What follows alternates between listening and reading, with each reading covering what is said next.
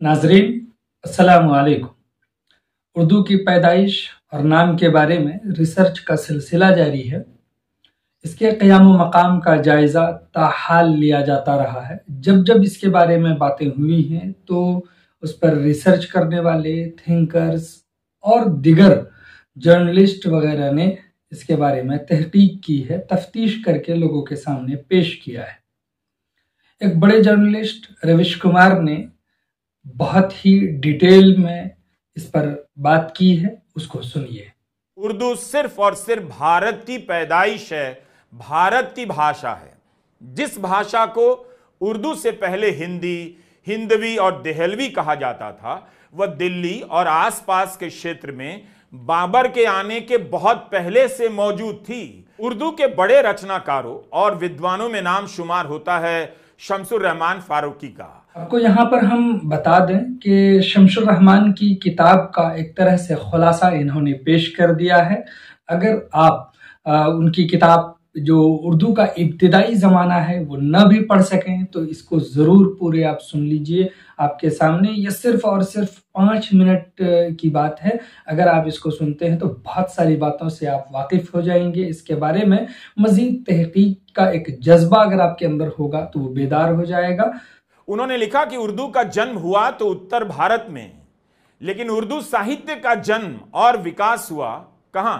गुजरात और दक्कन में, जिसे आज के हैदराबाद के नाम से आप जानते हैं। यहाँ पर उर्दू की तारीख बताते हैं।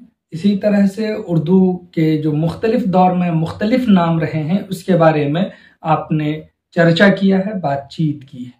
ये कमाल की बात है कि उर्दू भाषा दिल्ली के आसपास पैदा होती है और इसके साहित्य की पैदावार गुजरात और दक्कन में आरंभ होती है।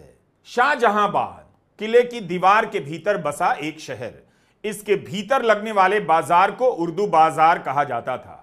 फारूकी दिखा रहे हैं कि इसका मतलब भाषा से है ही नहीं। उर्दू का मतलब है मोहल्ला और शहर। वो मोहल्ला जो शाहजहांबाद के भीतर है और वो शहर जिसे आप दिल्ली नाम से जानते हैं।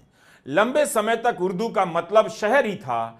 इसे कहते थे जुबान उर्दू ए मुअल्ला, यानी उर्दू नाम के मोहल्ले में बोले जाने वाली जुबान। और ये जुबान क्या थी? खान आरजू, मुसहफी और मीर के शेरों की मिसाल देकर बताते हैं शमसुर रहमान फारूकी कि उर्दू का इस्तेमाल जुबान के अर्थ में नहीं, किसी खास जगह में रहने वाले लोगों के लिए किया जाता था। 19वीं सदी के आरंभ में भी मुसहफी उर्दू शब्द को दिल्ली शहर के रूप में इस्तेमाल करते हैं। फारूकी बताते हैं कि उत्तर भारत के लोग लंबे समय तक उर्दू का मतलब शाहजहांबाद ही समझते थे। कई बार तो ज़बान उर्दू का मतलब फारसी समझा गया। उर्दू मतलब दिल्ली। 19वीं सदी के अंत तक उर्दू के जो लेखक हुए, उन्होंने जो शब्दकोश बनाए, उसमें भी उर्दू का मतलब शहर लिखा गया। शहर वो जिसे आप दिल्ली कहते थे और आज भी दिल्ली कहते हैं। उर्दू मतलब जुबान नहीं था तब, लेकिन था क्या?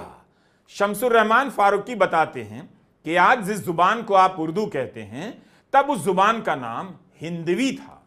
बाद में हिंदी कहने लगे, फिर देहलवी कहा जाने लगा, गुजरी भी कहा गया, दक्कन भी, और फिर रेख्ता भी। इसके बाद नाम पड़ा उर्दू। उर्दू का नाम हिंदी कि उर्दू को तब उर्दू नहीं कहते थे, शहर को उर्दू कहा जाता था।